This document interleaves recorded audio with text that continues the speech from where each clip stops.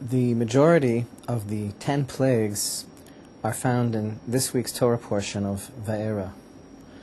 And these events were just mega events that changed the course of human history.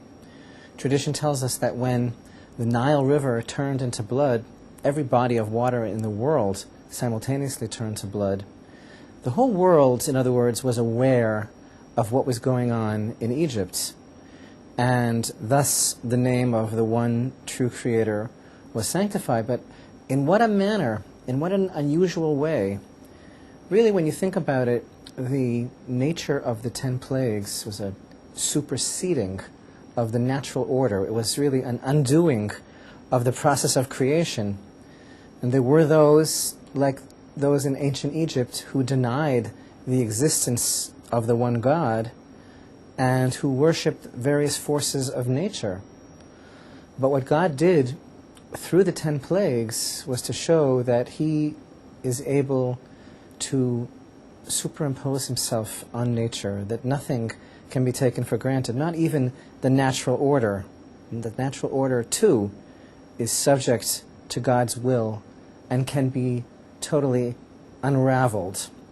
And this is one reason why the concept of the Exodus from Egypt and all of the miracles that pertained to the period of time when the house of Israel was in Egyptian bondage and was redeemed from there, this is one of the reasons why this is such a central theme in the Torah, to the extent that the most important moment of the week is the Kiddush prayer on Friday nights, when we sanctify the Sabbath over the cup of wine and we actually bear witness, we give testimony to the fact that God created the world in 6 days and rested on the seventh, then continues to do so, that creation is a process and that God renews it every 6 days.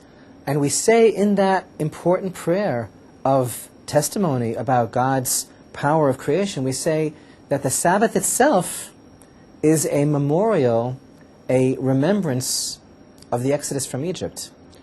And that really is a strange thing. I mean, it doesn't seem to make sense, because after all, the world was created long before the Jews exited Egypt. So when we have our important prayer of sanctifying the Shabbat, the Sabbath, why do we mention the Egyptian redemption in Kiddush on the Sabbath?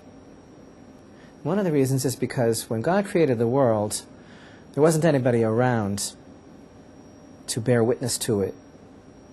But when the Jews left Egypt, when Egypt became unraveled, when all of creation and all of the natural order was held in abeyance and was just spellbound by God's tremendous power, that began a new era in history, and all of humanity were aware of the greatness of the one true God.